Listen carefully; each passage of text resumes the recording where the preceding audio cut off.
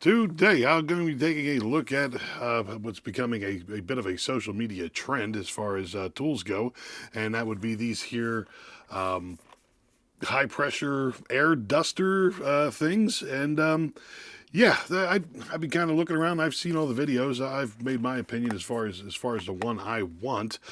For me, if I'm working on something, in back of the van, if I need high pressure air to blow something off, I got to start up an air compressor. It's a pain in the butt. I do have where the heck did I put it?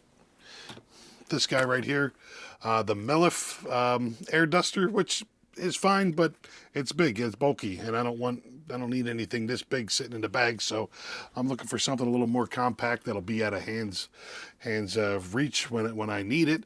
And yeah, I'm drilling something in the vise in the back. I need to blow the chips away. Something this size would be good for me. Now, as far as all the videos go, it seems like the old Wolf box would be the one that everyone's saying is the best one that's out there. I think it's going for like around 80 bucks, and I don't know what a Wolf box is. I mean, last time I met a Wolf box, it was at Lollapalooza, the hippie girl. But yeah, like I said, 80 bucks. Don't know the brand name. I've looked into what they sell. It's kind of a buckshot of random automotive stuff. Sorry, 80 bucks. I'm not trusting my 80 bucks to that. I don't know.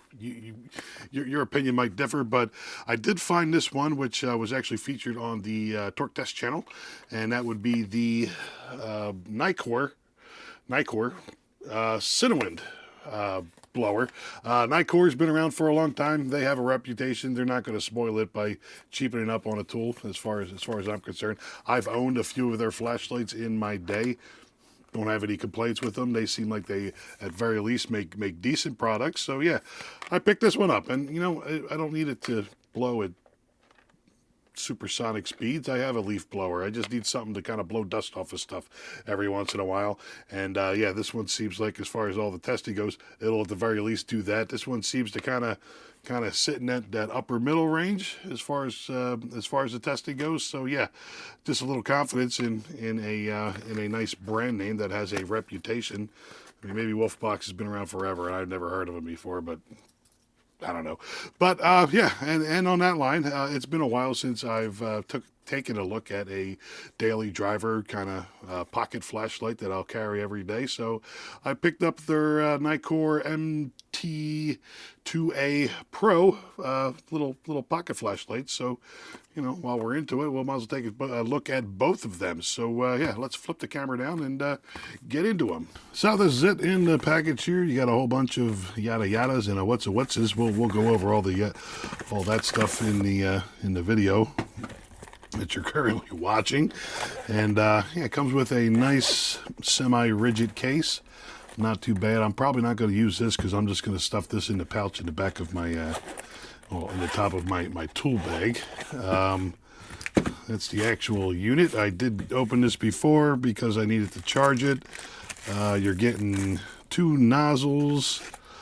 We're getting a little lanyard in there, USB-C, some stickers, and some instructions. Again, nice little case, not too bad. So quickly looking at the stuff that comes in the old package there. You get yourself kind of a fan attachment, which would kind of blow a sheet of air across what you're looking at and or what you're trying to blow down. You need a little bit of a nozzle, which will increase the pressure of the air, not the volume. And looks like you just kind of hit it with that type of action. Not too bad whatsoever. I'm guessing the same thing goes with this guy. Did they get it pointed in the right direction? Yeah. Not too bad. And then you got just a little lanyard so you can keep it at your side and blow stuff as you're walking. I don't know why would you need a lanyard, but yeah, that kind of loops through there. And yeah, maybe you can hook it on something. You need to stop being such a jerk. Now, looking at the actual thing itself, they sell these in black and orange. I got the orange one just because all my stuff is, I just wanted something different. And yeah, very nice and stylish silk printed logos on the thing. It's got itself a good bit of gravity to it. I'm assuming they got, it's looking like probably 4 18650s in there, or maybe just one and a bunch of weight, so it feels like it's got something in its hand. Look at that, it's got a little quarter 20 mount in there, I guess, so you could kind of mount it on a tripod or something, maybe. I don't know if I would ever need to do that, but I mean, it's an option if you need it. USB-C charging. Yeah, not too bad. You got your speed controller back here with a little battery fuel gauge, and then you got your on-off switch right there. Let's stick that on there. It kind of looks better with it on there, I think. Now, as far as the specs go on this thing, TTC already did the hard work for me, and pretty much everything they're claiming is true. 100-watt motor, 0.3 seconds from pull the trigger to full speed on the old fan there. Now, I'm assuming that's at the max speed. Max speed, you're looking at 94 miles an hour wind.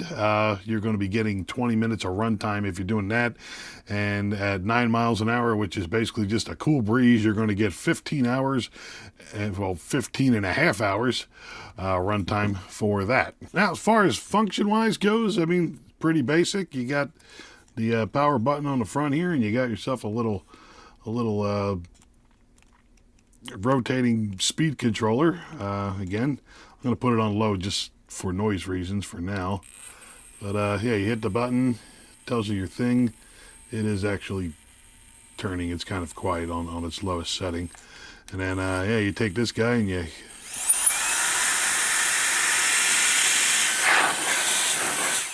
you could blow everything off of your desk. And yeah, I mean, with the nozzle on it, it's putting out a decent amount of air. I mean, if you're doing woodwork or you just need to blow some dust off of stuff, I can't see how you'd go wrong with this thing. As far as the trigger goes, there's a couple of multi-function things we could go through that I'm going to fumble through my best to do it. Let's turn this down so I'm not yelling over it. Alright, that should be enough to let you know that it's working at least. I believe it is a double tap. Will give you continuous blowing without having to push the trigger. So let's try that. Yes, it is. Works fine. And to deactivate that, you just hit the button once. Now, there is a lockout technique. So if you're putting this in a bag and you don't want it to be sitting there draining the battery, blowing away, I think it is a tap and a hold. And then you see these little signal lights go. So tap, hold. Nope. I tried this earlier. It's a little fiddly. There you go. Little flat. Nope, that ain't it.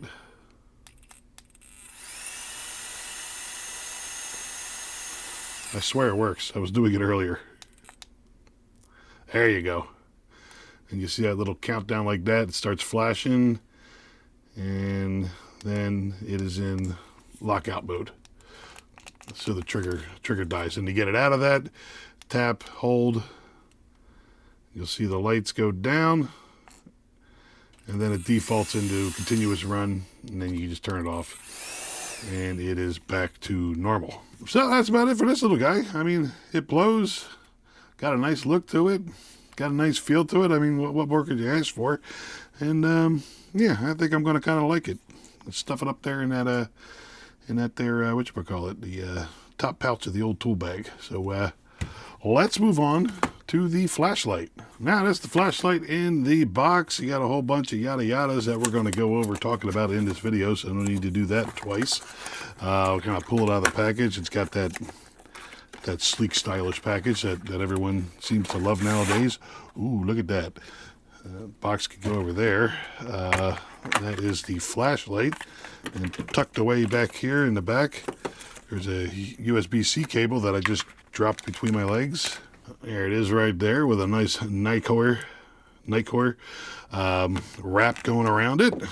And we get another lanyard, which for a flashlight, I mean, okay, I could see that being useful. We get ourselves a spare O-ring. All right, we'll see if we can figure out where that's got to go. And you get yourself a belt clip if you choose to use it, which I am not, but let's slap it on there just in case. Yeah, nice and stout. Gives you the option to stick it in your pocket the other way too. So not too bad, but we're going to take that off because I'm not going to use it. So going over the specs of the thing, at least the stuff they complain,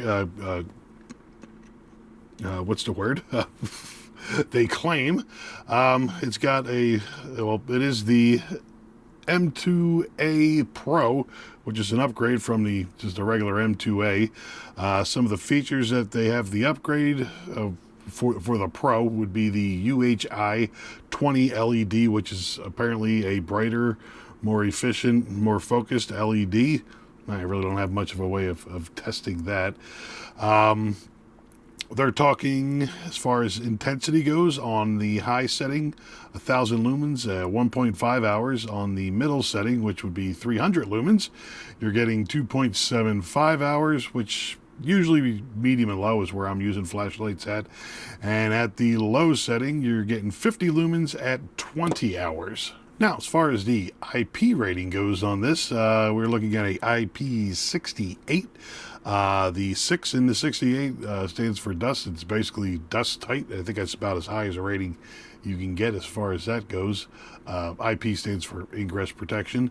The 8 stands for, and I don't think I've had a flashlight that'll actually be able to claim this. The 8 standing for underwater, complete submersion up to a meter for a long period of time is what that rating is for. So yeah, that's kind of cool. It's nice and sealed as far as their specs go.